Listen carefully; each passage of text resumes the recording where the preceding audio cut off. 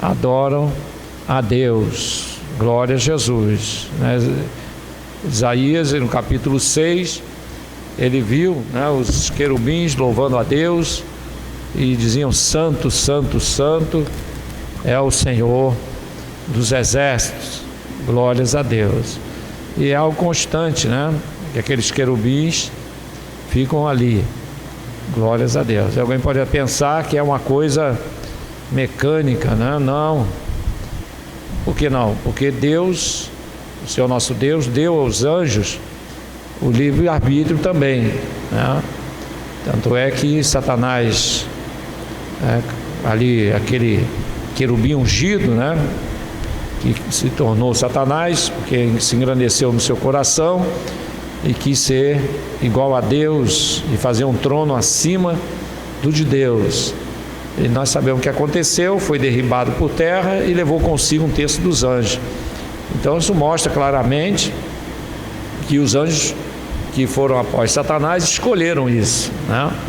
E com certeza ele deve ter transmitido seus pensamentos revolucionários, né, aos demais anjos, aos outros também, mas um terço deles aceitou, ir após aquela rebelião.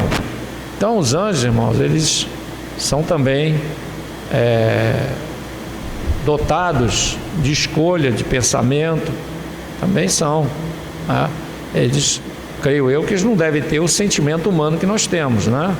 Estão numa esfera espiritual, mas inteligência e poder de decisão, e quando recebem a ordem de Deus, eles cumprem, literalmente, e eles têm prazer de adorar a Deus, né? Então, são os anjos eleitos, que a Bíblia diz, anjos eleitos. Eleitos por quê?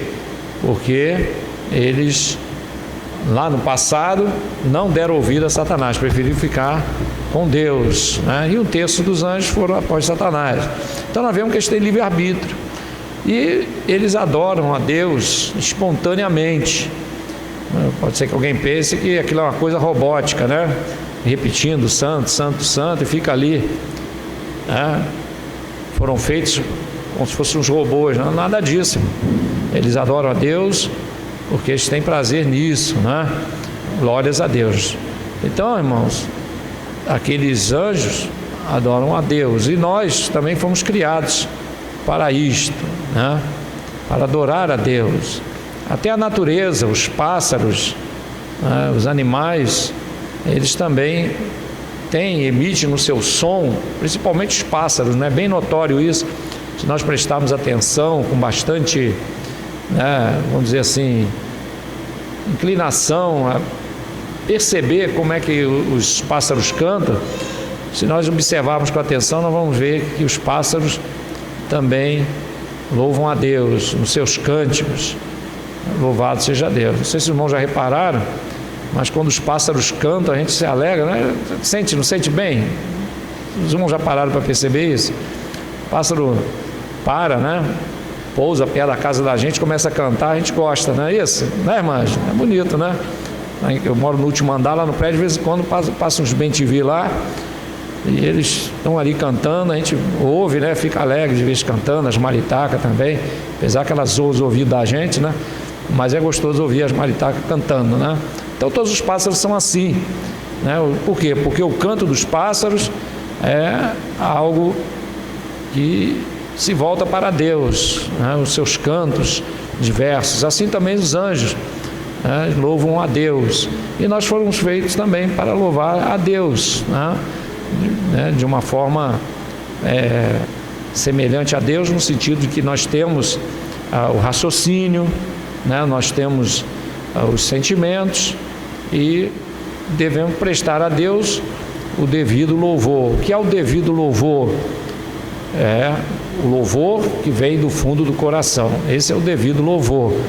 Louvado seja Deus. Não é cantar bonito e nem gravar um CD, não. Então, um devido louvor. Gravei lá no AMK, não é isso. Isso aí Deus não dá nem atenção para esse tipo de louvor comercial, né? Apesar que alguns não são comerciais, são inspirados por Deus. Mas a questão comercial Deus não atenta. Mas o perfeito louvor, irmãos, independe de qualidade de voz, de impostação de voz, de qualidade de som, se tem 8 canais, 16 canais, 50 canais, 1000 canais, isso aí não importa, porque o que vale para Deus é o perfeito louvor, aquele que vem do coração, em espírito e em verdade. Louvado seja Deus. Por isso eu disse para a mulher samaritana: é chegada a hora, e agora é, em que os verdadeiros adoradores adorarão o Pai em espírito e em verdade. Amém, irmão? Glórias a Deus. Isso é importante, prestar atenção nesse detalhe. Tem que ser em espírito e em verdade. Glórias a Deus. Aleluia. Então, irmãos, nós vemos que o povo de Israel saiu do propósito de Deus, e Deus mostrou a idolatria. Isso nós vimos semana passada, né? A idolatria aos deuses estranhos. As mulheres se tornaram idólatras, choravam por Tamuz, que era o deus voltado para, né, a fertilidade, para os benefícios humanos, né? E a idolatria, cheiravam os ramos, né? Vocês não já viram aí, os católicos aí tem aqueles ramos, né, que eles usam aí para engrandecer os deuses deles. Isso é coisa antiga, né? Aqui diz que eles chegavam, traziam o ramo até o nariz. Deus cita aqui no versículo, capítulo 8, versículo 17, quer dizer, era um ritual que era feito, né? Pegavam um ramo em adoração àquele ídolo e cheiravam, né? Alguma coisa desse tipo, como se fazem por aí, coloca rosa, coloca vela, coloca as coisas para fazer as suas oferendas aos seus deuses, né? E naquele tempo também não era diferente, e o povo de Israel entrou por esse caminho. Triste, né, irmão? Deixar o Deus verdadeiro por um Deus a qual, lá no Salmo 115 diz: tem olhos, mas não veem, tem boca, mas não fala, pés andam, pés têm, mas não andam, som nenhum sai da sua garganta. Então, porque deuses não são, né? São criados pelo homem, e Satanás inflama esse sentimento idolátrico, porque a idolatria é uma operação satânica da vida do homem, e a idolatria pode levar o homem a idolatrar tanto um outro ser humano como alguma coisa dessa terra, né? Até um grupo, né? Um grupo a qual ele pertence, seja ele de que tipo for. Também aos ídolos que são criados por Satanás, né? Inspirados por Satanás, e os homens criam. Mas por isso o salmista no Salmo 115 diz: não a nós, Senhor, mas ao teu nome dai glória. Glórias a Deus, porque nós servimos a um Deus vivo. Amém, irmão? Glórias a Deus, a um Deus vivo. Então, irmãos, como Deus vivo, Ele é o Deus de justiça. E o povo de Israel, irmãos, saiu completamente do plano de Deus. E por isso Deus estava permitindo essas coisas acontecerem. E como nós vimos semana passada, Ezequiel teve a sua primeira visão, Deus mostrando para ele, né, que a sua aliança ainda estava de pé. Aquela mesma aliança que Deus fez com Abraão, com Isaac, com Jacó, confirmou com Moisés, trazendo aqueles utensílios da casa de Deus, tudo figura das coisas que estão no céu, né? Nós já vimos isso, tudo aquilo que Deus mandou Moisés fazer, né, e foi feito pelos artífices, tudo aquilo são símbolos das coisas que estão no céu. Todos aqueles utensílios, inclusive a arca de Deus, que é o símbolo da aliança de Deus com o povo de Israel, é a garantia da presença de Deus no meio do povo. Louvado seja Deus. E Deus mostrou na primeira visão essa realidade, através daquela visão, né? E a arca foi feita simbolizando aquilo que Ezequiel viu, né? Foi feita a arca falando da aliança, e por isso Deus mostrou aqueles querubins, né? Então, irmãos, nós encontramos que nosso Deus, Ele é um Deus justo. Ele se manteve fiel ao povo de Israel, só que o povo de Israel não estava fiel a ele. E por isso, irmão, Deus teve que eliminar 2/3 do povo de Israel, e só foi poupado 1/3. Os irmãos observarem a leitura tanto de Jeremias, como nós já vimos mês passado, né? Tanto Jeremias como aqui em Ezequiel, no livro de Ezequiel, deixa entender claramente que 2/3 do povo de Israel pereceu, e apenas 1/3 foi o que foi poupado às suas vidas, né? No qual foram aqueles que foram levados para o cativeiro, mais ou menos 1/3 do povo. 2/3 pereceram pela espada, pela fome, né? E consequentemente veio a peste, né? Também morreram. Os que fugiram acabaram morrendo pela peste, e os que ficaram, uma parte foi de fome, outra parte pela espada, e os que foram levados cativos foi para o bem deles, né? Para o bem deles, para que não perecesse. Tudo isso por quê, irmão? Porque nosso Deus é justo, e o nosso Deus, irmão, tinha um plano com o povo de Israel, e esse plano, irmão, estava indo por água abaixo. Isso é a grande verdade, porque o pecado, com o passar do tempo, se Deus não intervém, o pecado daqueles 2/3 iria acabar contaminando o restante. Por isso Deus permitiu, irmão, essa invasão, para que fosse exterminada, né, aqueles que não tinham mais conserto. E Deus mandou profetas pregarem de madrugada, né, acordavam bem cedo e pregavam nas praças, nas sinagogas, no templo. Tudo isso Deus fez durante bastante tempo, mas não adiantou. E nós encontramos, irmãos, no capítulo 9, Deus, como diz, né, decretando naquele momento a destruição. Porque, como eu disse para os irmãos, o livro de Ezequiel foi escrito no mesmo tempo em que foi escrito o livro de Jeremias. Só que Jeremias estava em Jerusalém e Ezequiel foi levado cativo para a Babilônia, naquela primeira leva, a qual foi Daniel, seus 3 companheiros, Ezequiel e uma quantidade enorme de judeus, né? Segundo alguns estudiosos, né, tirado de escritos judaicos, só da primeira leva foi 10.000 judeus levados, né, em cativeiro para a Babilônia, e dentre eles estava Daniel e seus companheiros, e também Ezequiel, né? E com isto Deus começou a mostrar para Ezequiel o que iria acontecer com a cidade. Enquanto Ezequiel estava aqui no cativeiro, né, junto ao rio Quebar, quer dizer, uma cidade, então, possivelmente uma cidade próxima de Babilônia, mas que era perto do rio. Ali eles ficaram, esse grupo, que foi no caso Ezequiel e alguns dos anciões, uma parte do povo ficou ali, né? Enquanto isso as coisas estavam acontecendo lá em Jerusalém, né? Os profetas pregando, anunciando, Jeremias acontecendo tudo aquilo que nós vemos escrito no livro de Jeremias, e as coisas estavam acontecendo lá, e Deus mostrando para Ezequiel aqui, né, do outro lado, que a destruição estava decretada, e aqui foi decretada no capítulo 9, ele registra essa decretação, porque, irmão, quando Deus decreta algo, é irrevogável. A Bíblia diz que Deus é longânimo para convosco, né, não querendo que alguns se percam, e por isso, irmão, Deus deu um tempo suficiente para que a humanidade ouvisse a palavra, né?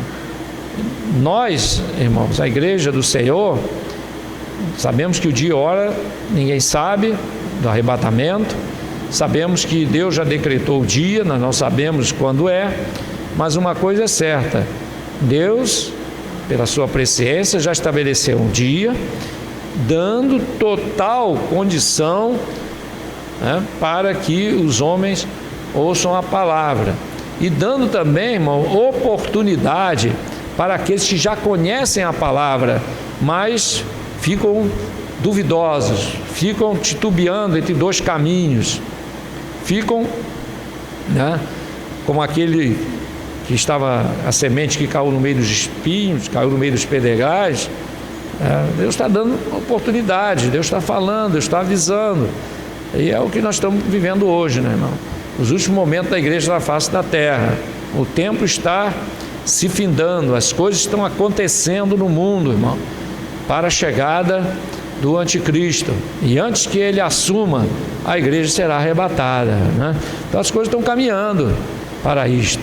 E já estão acontecendo coisas nesse mundo, irmão, que mostra claramente que Jesus está voltando, né? Então está aí, de um lado, né, Israel sendo isolado, né, os países que davam apoio a Israel, como Inglaterra, Espanha, Estados Unidos, foi saindo um por um, irmão. E o último que estava dando apoio a Israel era os Estados Unidos, e já saiu também, né? Já está deixando de lado, já está deixando Israel sozinho, né? Então, irmão, Israel está se vendo sozinho, né?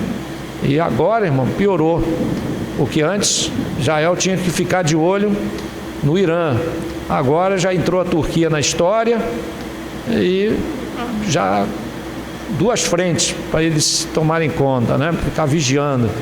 Então a coisa está apertando para Israel, e os Estados Unidos já está deixando claro que o apoio está diminuindo. Olha só, irmão, cumprimento da palavra. Israel sozinha, né? Durante a grande tribulação, o povo de Israel estará sozinho, né? Isso aí é claro na palavra de Deus. Se nós fizermos um estudo escatológico do livro de Apocalipse, nós vamos ver que isso é verdade, e é o que está acontecendo.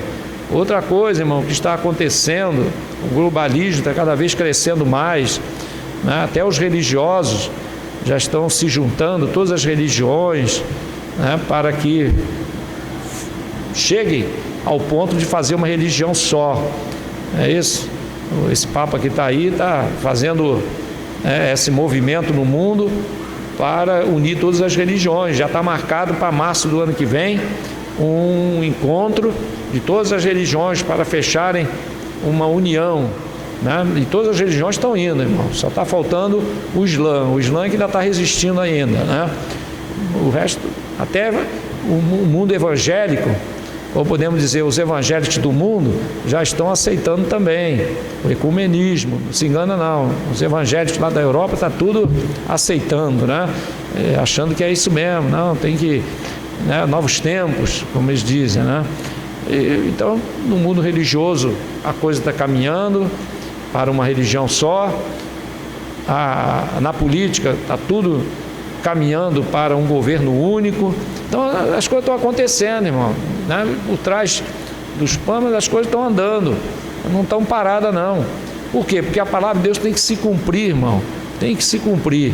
E quando chegar perto, né, do homem do pecado, né, Satanás, que nesse momento ele está, né, como lá em 2 Tessalonicenses capítulo 2, versículo 3, dizendo que ele iria se manifestar, ele já está se manifestando no mundo. Por trás dos bastidores é claro, claríssimo para quem está estudando a palavra, para quem está procurando, né, entendimento e recebe de Deus o esclarecimento, né, da palavra e das coisas que estão acontecendo, irmão, está vendo que as coisas estão fechando para isso aí, né? Para de uma hora para outra, irmão, esse mundo chegar ao ponto de um governo único, de uma religião única, e isso está acontecendo. Mas antes, como diz o apóstolo São Paulo lá em 2 Tessalonicenses, que antes do arrebatamento da igreja viria a apostasia e se manifestaria o homem do pecado. Então está aí, se manifestando. Não sabemos quem ele é, né? Pode, alguém diz que é aquele lá da França, né, o Macron, pode ser ele, como pode não ser, pode ser que ele seja um dos que estão preparando o caminho para o anticristo, mas uma coisa é certa, as coisas estão se movimentando, as coisas estão acontecendo, estão conduzindo, né, para um governo único. Lá na Europa estão juntando todos os exércitos de todos os países, né? Já tem 3 países já com seus exércitos como sendo um exército só, e a coisa está acontecendo, irmão, está acontecendo. E assim, como foi mostrado para Daniel, o pé da estátua tinha 10 dedos, né, que é aquele pé da estátua, fala do governo do anticristo, né, ferro misturado com barro, e e os pés são 10 dedos, 5 em cada pé, não é isso? E está ali, irmãos, estão fechando um bloco de 10 blocos econômicos no mundo, né? Então, irmãos, veem que a coisa está acontecendo, as profecias estão caminhando para o seu cumprimento. Jesus está voltando. Ele disse: olhai para a figueira e para as outras árvores, e quando essas coisas acontecerem, levantai os vossos olhos, porque a vossa redenção está próxima. Jesus está voltando, irmão. Glórias a Deus, aleluia. Falta muito pouco, aleluia.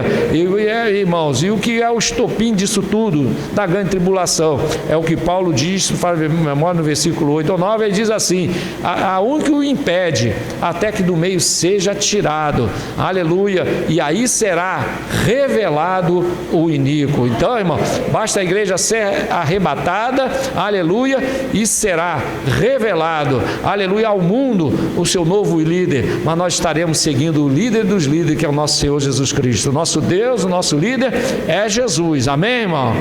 E nós vamos subir com ele, porque ele mesmo disse: voltarei e vos levarei para mim mesmo, aonde eu estiver, estejais vós também. Por isso ele disse: não se turbe o vosso coração, né? Está lá em João capítulo 14, ele diz: não se turbe o vosso coração. Então não é para a gente se turbar, irmão. Tem muito crente aí que foi atrás, né, de umas ideologias aí, porque isso não é doutrina, é ideologia, né? Porque doutrina é o que está escrito na Bíblia, numa ideologia do pós-tribulacionismo, que a igreja vai passar pela grande tribulação.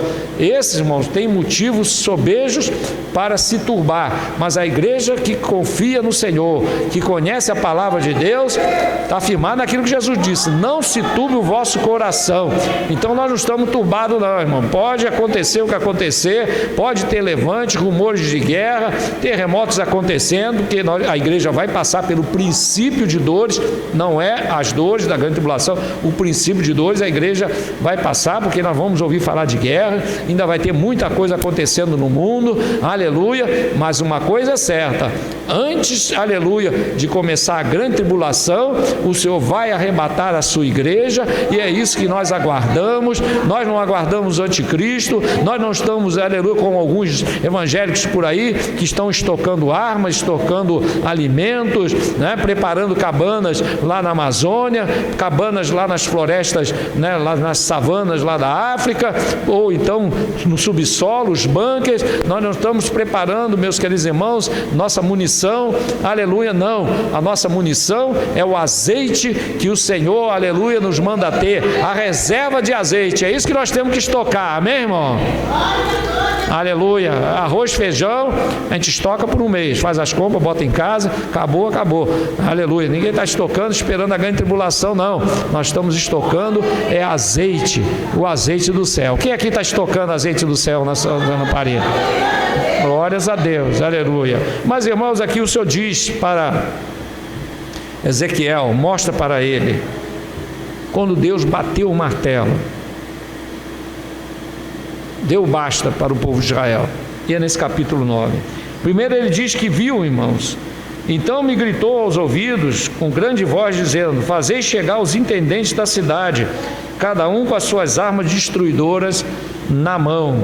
Glórias a Deus. Intendente fala de administrador, controlador.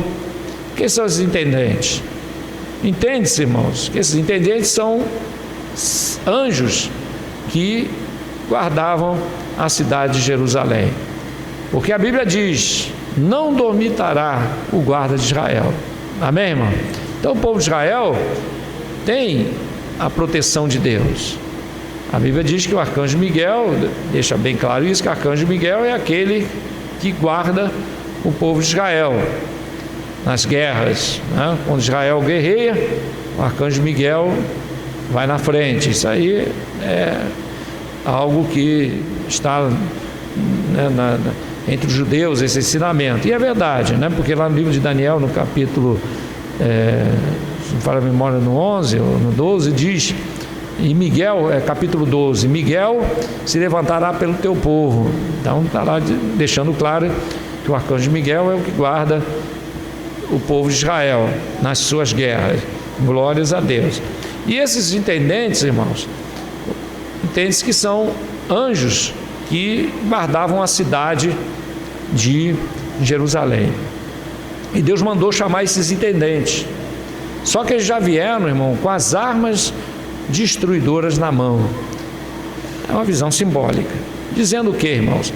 Que Deus já estava não só retirando a proteção daquela cidade, para quando Nabucodonosor viesse atacá-la, Deus não só iria tirar a proteção, como também esses mesmos anjos iriam cooperar na destruição. E Deus disse: chamai os intendentes. E eles vieram com as armas destruidoras. Só que na frente desses intendentes estava um homem vestido de linho, né?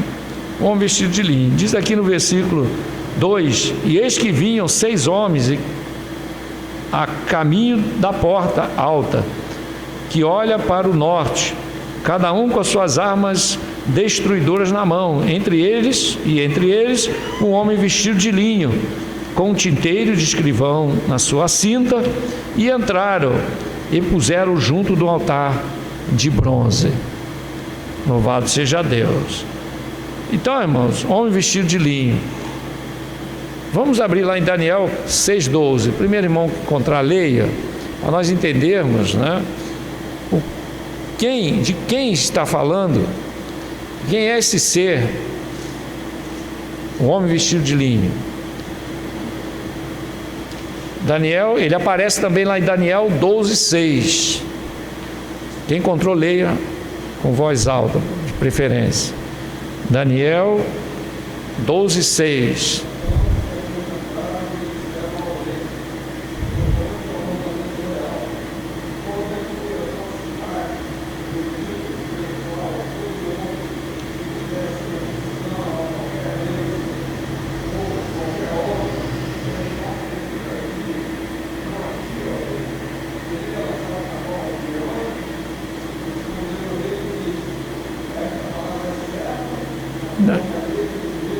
Não, é Daniel 12,6. Daniel 12,6. Livro do profeta Daniel 12,6.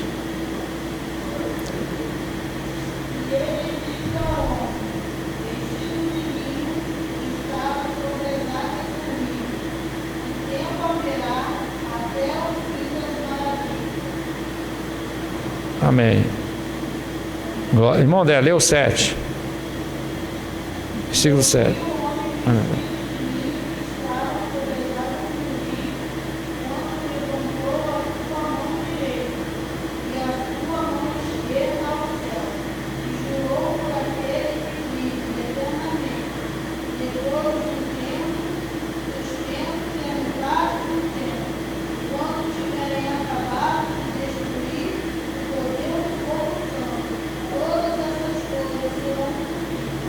Muito bem, glórias a Deus. Homem vestido de linho, glórias a Deus. Então esse mesmo personagem aparece em Daniel 12,6, né, e 7, glórias a Deus. A grande maioria dos estudiosos entende que esse homem vestido de linho é a pessoa de nosso Senhor Jesus Cristo. Por quê? Porque lá em Daniel capítulo 12,6, nós acabamos de ler, ele aparece ali, explica para Daniel as coisas futuras. Anjo não conhece as coisas futuras, só Deus, o Pai, o Filho e o Espírito Santo, né? Anjo não conhece.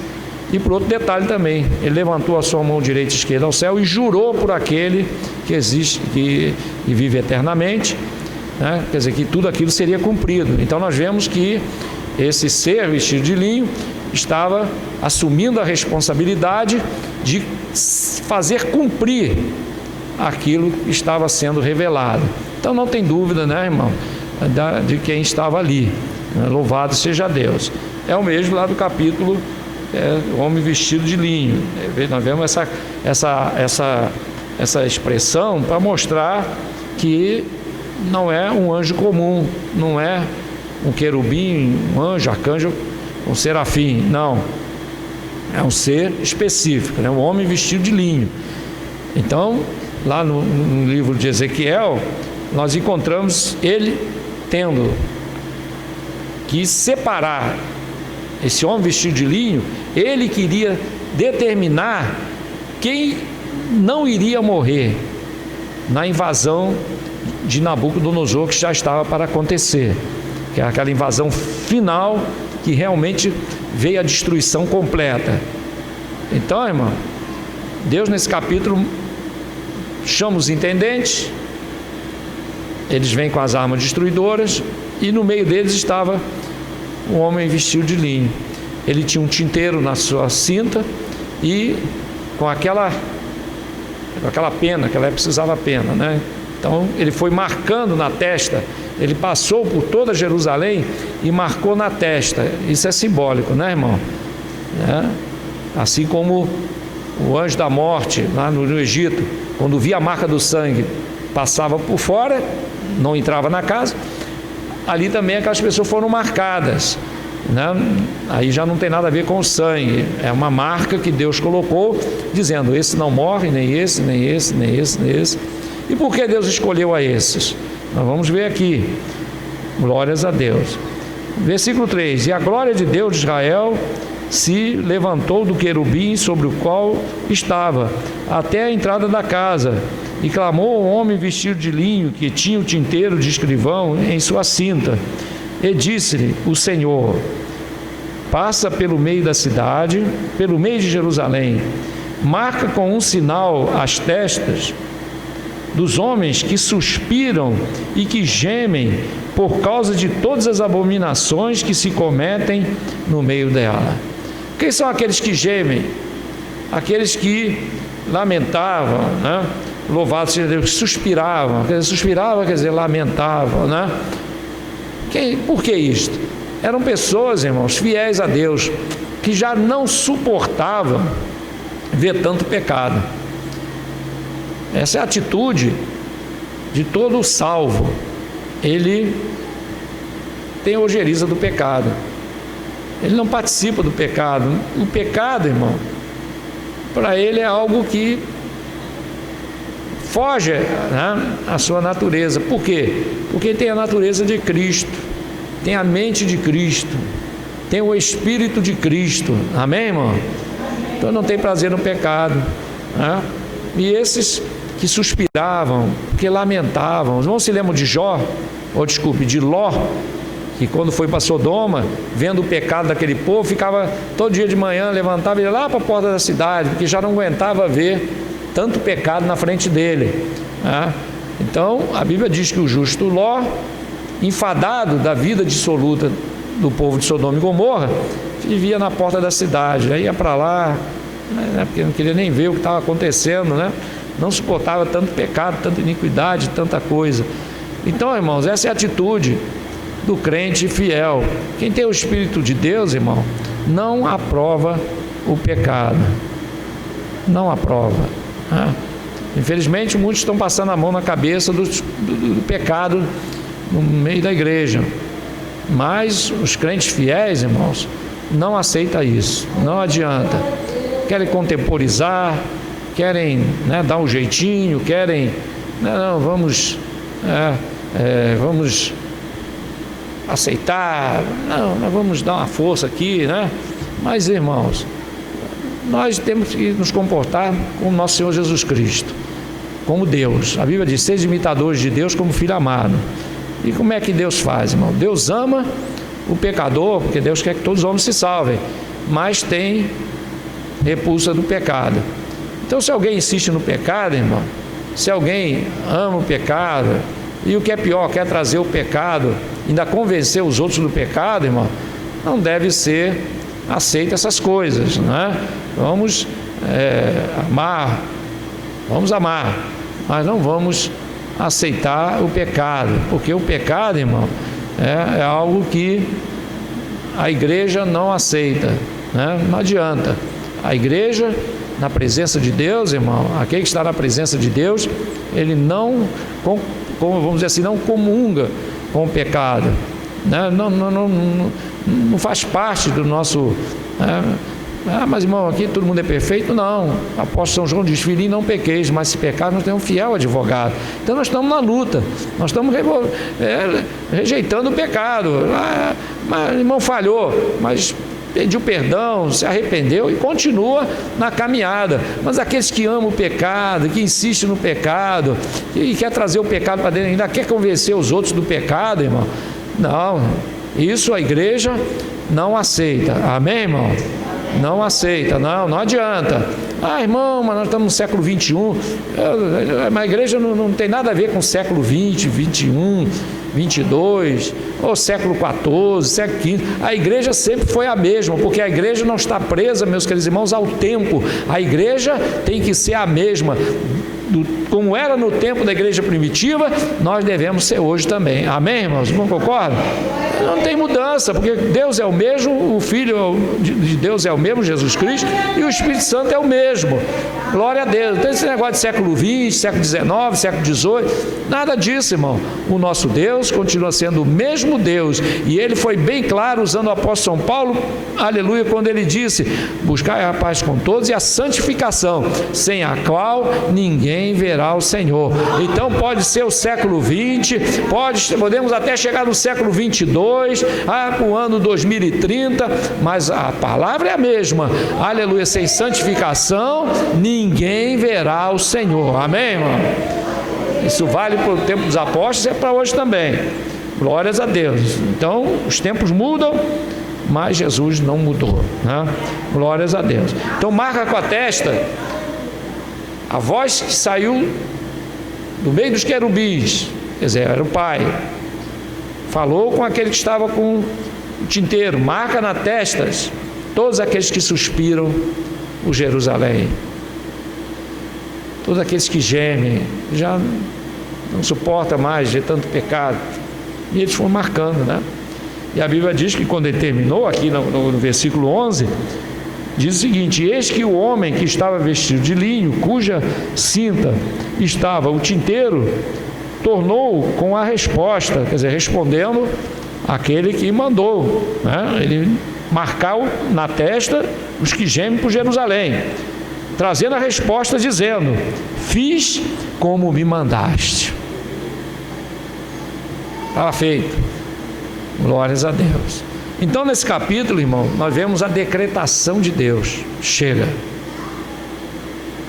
Chamou os intendentes, os anjos que guardavam, já vieram com a espada, com as armas destruidoras, não sei se é bem espada, mas armas destruidoras. Mandou o homem vestido de linho que anotasse na testa uma marca todos aqueles que seriam livres da morte, aqueles que eram fiéis a Deus, e decretou a destruição, irmão. Coisa terrível, né? Então é o basta de Deus. Muito triste isso, né, irmão? Muito triste isso. E em breve isso vai acontecer novamente, com o arrebatamento da igreja. O arrebatamento da igreja, irmão, é o basta de Deus a este mundo. Basta. Porque quando vier a grande tribulação, irmão, é o ajuste de Deus. A Bíblia chama a grande tribulação, né? É o dia terrível do Senhor, dia de vingança, dia de castigo, de juízo. E quando nós lemos o livro do Apocalipse, nós encontramos coisas terríveis que vão acontecer nesse mundo. Mas Deus tem dado a oportunidade, mas Deus vai dar um basta.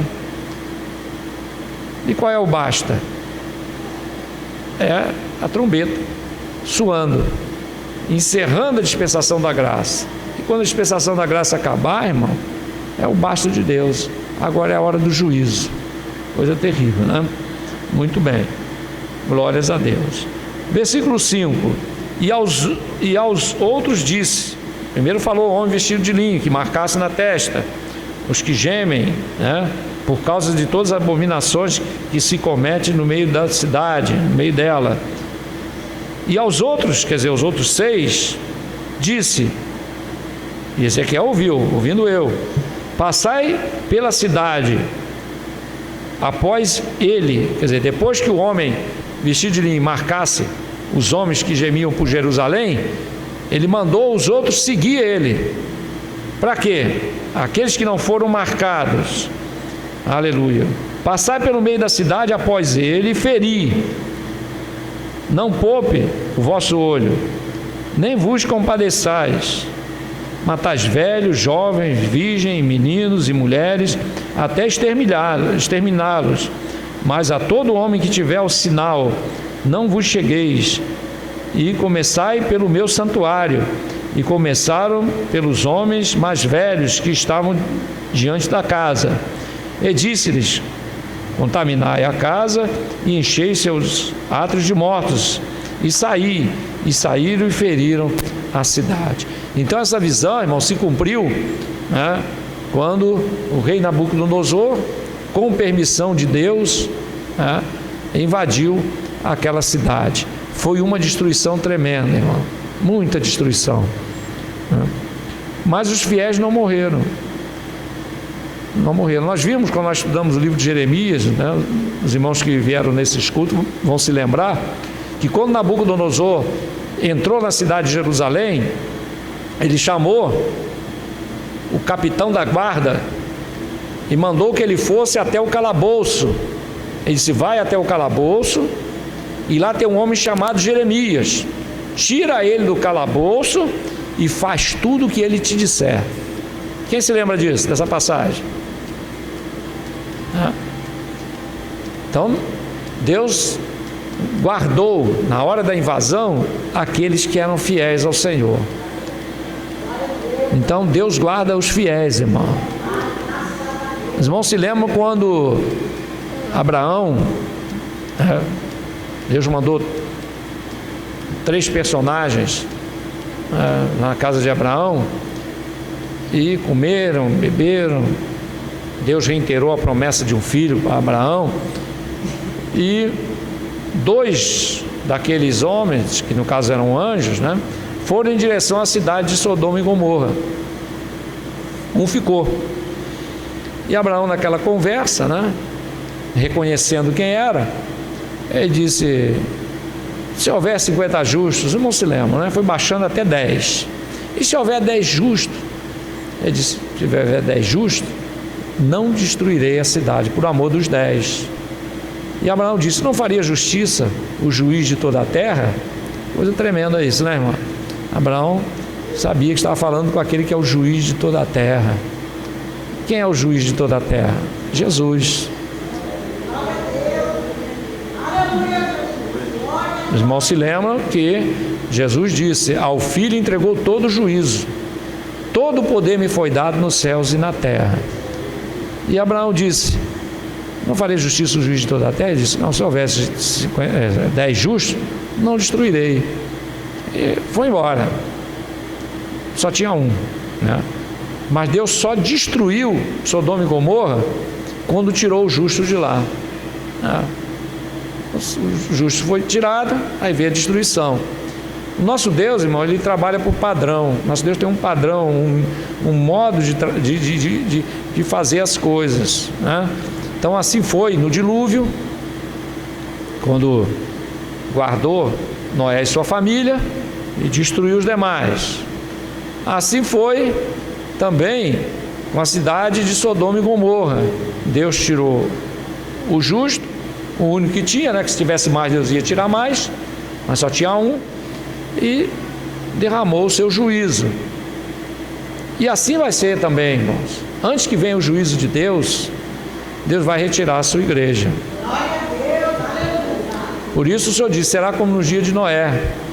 Comiam, bebiam, casavam-se e davam-se em casamento, até o dia que Noé entrou na arca.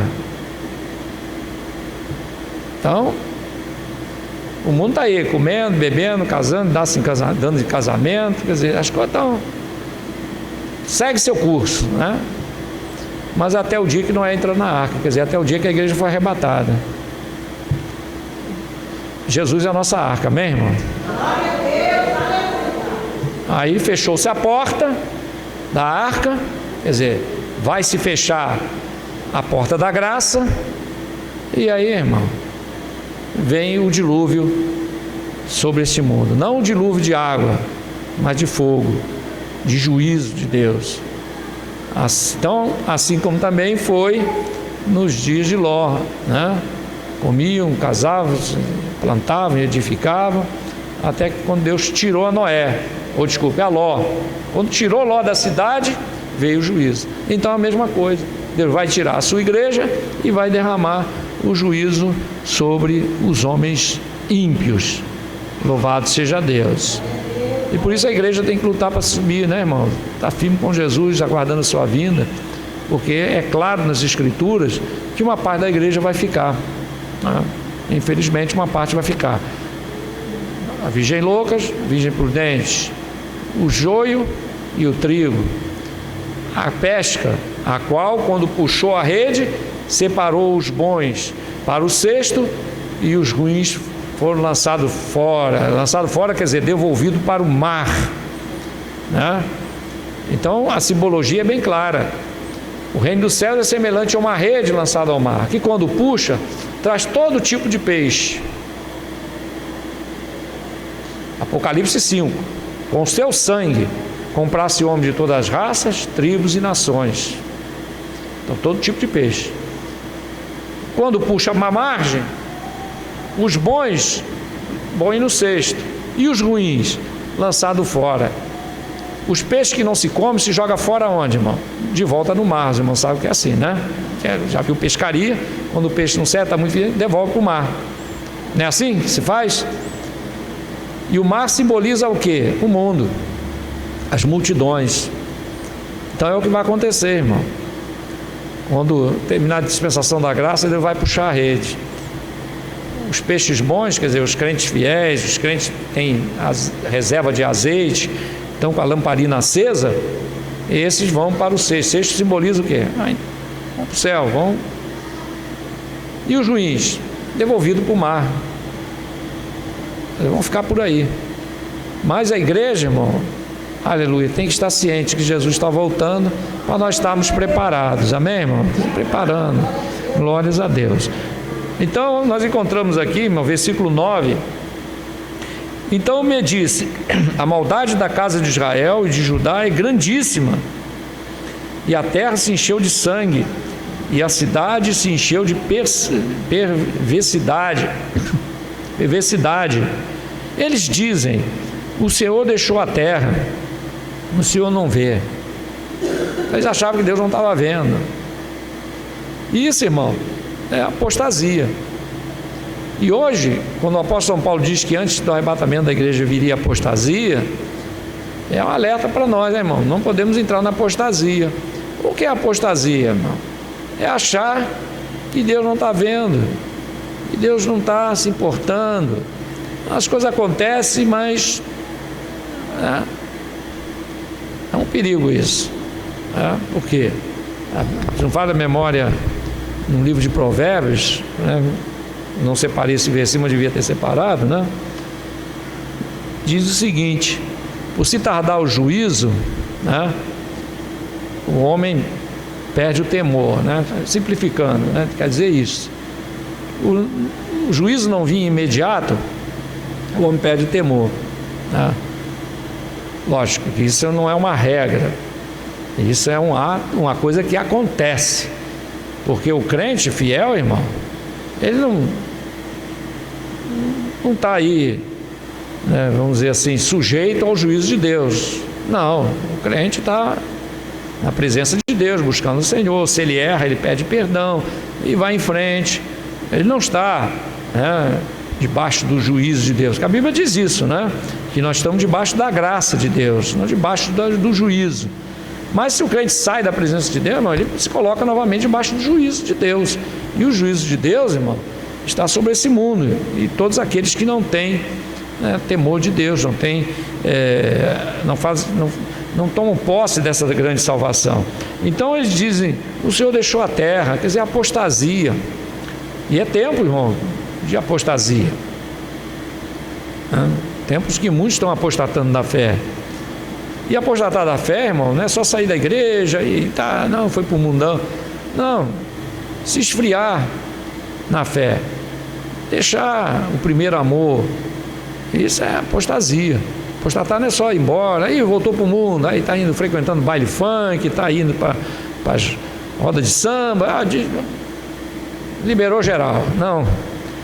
Apostatar, irmão, é o que está dentro do coração do crente, né? Se esvazia de Deus, perde o temor, aí vai na igreja, mas uma coisa mais social, mais de amizade, vem para a igreja porque gosta de estar, né? E tem ainda aquele temor ali, mas já está, irmão, perdendo aquela essência, né, da presença de Deus na vida do crente.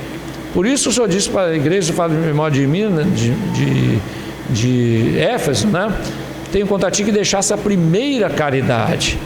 Essa é a primeira caridade, irmão, que nós não podemos perder. Aquele primeiro amor, aquela expectativa, né? Aleluia, aquele sentimento de que o Senhor está conosco, aquele sentimento, né? Aleluia, daquele coração ardente, a qual o fogo do Espírito Santo aquece os nossos corações, na verdade. Sede de ler a palavra, sede de estar buscando o Senhor, está animado na obra.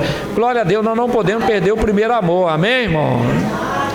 Glória a Deus, não deixar o primeiro amor, senão o crente vira aquela coisa meio robótica, né? Está na igreja, mas também sai dali, né? Fica totalmente solto, né? Totalmente solto.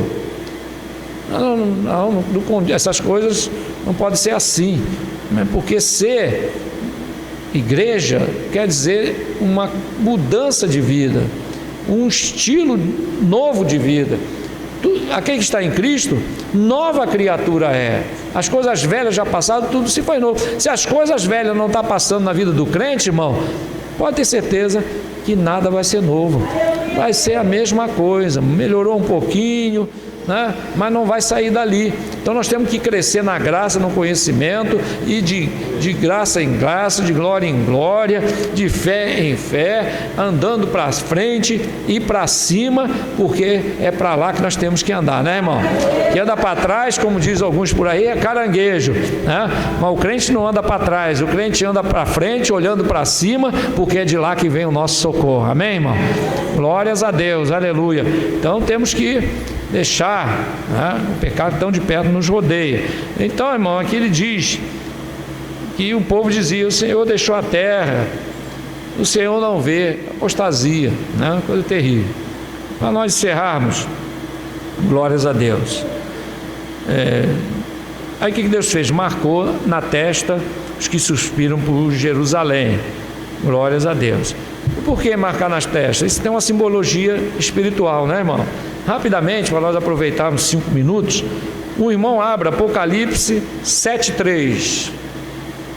Outro irmão abra Apocalipse 9:4. Então, um irmão leia Apocalipse 7:3. Encontrou, leia. E outro irmão leia Apocalipse 9:4.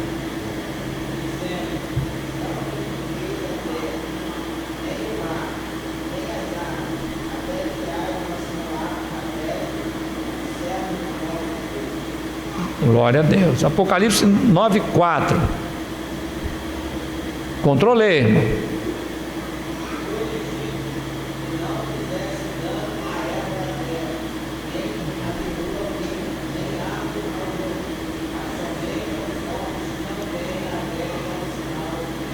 Muito bem.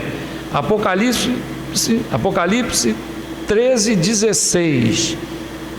E outro irmão leia Apocalipse 14:1. Encontrou, ler, irmão?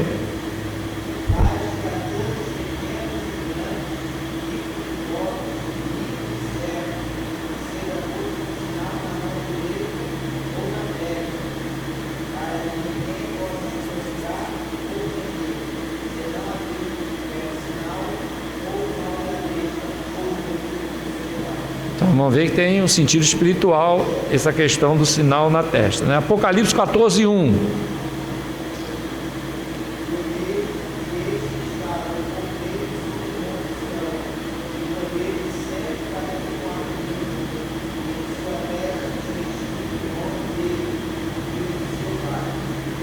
Glória a Deus. Apocalipse 20, versículo 4.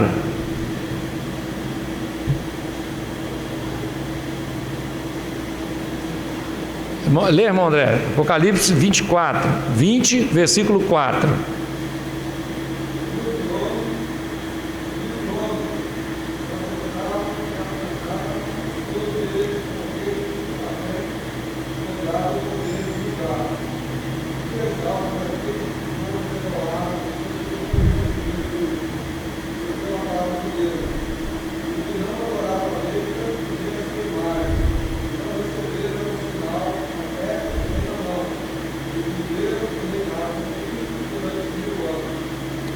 Glória a Deus. Lê também o 22, 4. Apocalipse 22, 4.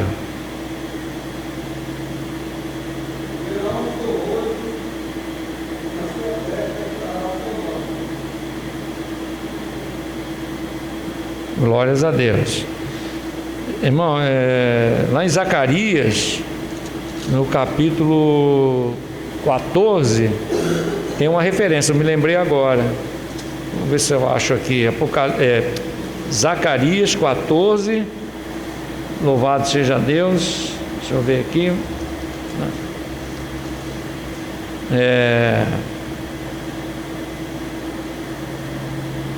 Glória a Deus. Zacarias 14 tem uma referência sobre isso também. Glórias a Deus. Muito bem. Lá no final, irmão. Glória a Jesus.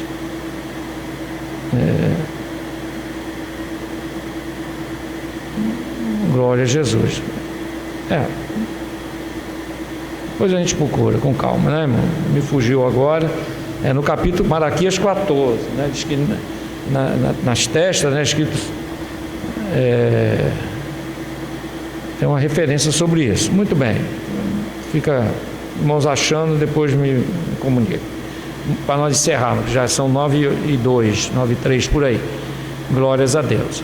E por último, irmão, nesse capítulo, o homem vestido de linho disse: eis que o homem que estava vestido de linho, cuja cinta estava o tinteiro, tornou com a resposta dizendo: fiz como me mandaste. Louvado seja Deus. E assim, irmãos, Deus decretou a destruição daquela cidade. Glórias a Deus. Tudo isso por quê, irmão? Porque o povo de Israel não deu ouvido à voz de Deus. Glória a Jesus. E assim será, irmão, no encerramento da dispensação da graça. Durante a dispensação da graça, todo aquele que está em Cristo tem a marca, não a marca do tinteiro, mas a marca do sangue de nosso Senhor Jesus Cristo. Louvado seja Deus. Nós temos a marca, irmão. O crente está selado, por isso a Bíblia diz que nós fomos selados. Glórias a Deus. Então nós temos o selo de Deus. Aleluia. E o que é o selo de Deus, irmão? Está carimbado por Deus. Esse é de Cristo. Quem aqui tem o selo de Deus na sua vida? Estamos selados. Glórias a Deus. Aleluia. E em breve, irmão, os selados, os lavados e redimidos pelo sangue do Cordeiro, louvado seja Deus, será levado. Aleluia. A destruição vem sobre esse mundo. Aleluia.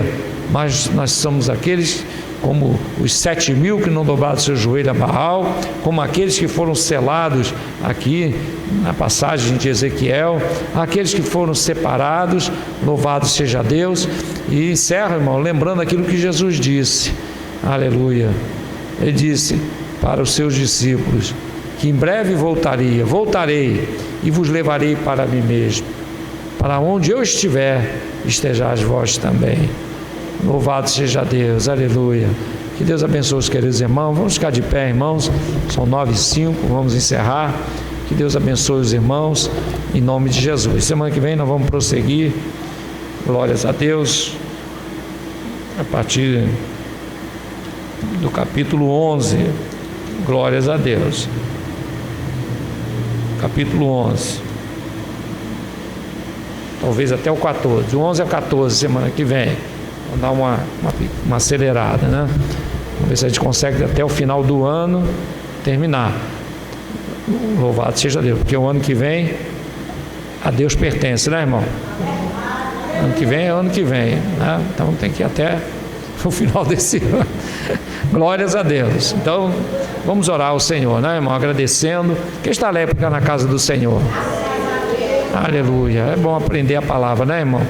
Glórias a Deus, porque tudo isso aqui são figuras, né, para o nosso ensino. Glórias a Deus. Então vamos orar, irmão, para encerrar. Hoje tem a mini vigília, né? Os irmãos que puderem ficar, a mini vigília de 10 até a meia-noite. Os irmãos que puderem ficar, fiquem. Vamos orar um pouquinho. Quem não pode, não tem problema, nós vamos estar orando por você. Amém, irmão? Glórias a Deus. Mas o que puder, fique. É bom, né? Louvado seja Deus. Senhor nosso Deus e nosso Pai, na Tua santa presença te agradecemos por estarmos, Senhor, aprendendo mais da Tua palavra. Pai amado, continua nos ensinando, continua nos preparando. Pai amado, a cada um de nós, para que nós venhamos a entender, Senhor, aleluia, a Tua vontade. E a Tua vontade é, Senhor Deus, que nós cresçamos cada vez mais na firmeza da fé, aleluia, firmados na rocha que é Cristo Jesus nosso Senhor. Deus amado e santo, nos despede em paz e segurança, nos concede uma noite de comunhão contigo. Os irmãos que não puderem ficar na minha vigília, levem paz e segurança, dá uma noite de comunhão contigo, uma noite de descanso, e que amanhã nos seus afazeres seja tudo abençoado, aleluia. E nós que vamos ficar, Senhor Deus, possamos receber mais de Ti, aleluia, porque, Senhor Deus, Tu és um Deus maravilhoso. Nos conduz aos nossos lares, nos dá um final de semana abençoado. É o que eu te peço em nome de Jesus. Amém. E a graça de nosso Senhor e Salvador Jesus Cristo, o amor de Deus nosso Pai e a comunhão do Espírito Santo de Deus seja com cada um de nós, não só hoje, mas para todo sempre. Amém. E a vitória é nossa. E operando Deus. Amém. Que Deus abençoe os irmãos. Está encerrado em nome de Jesus.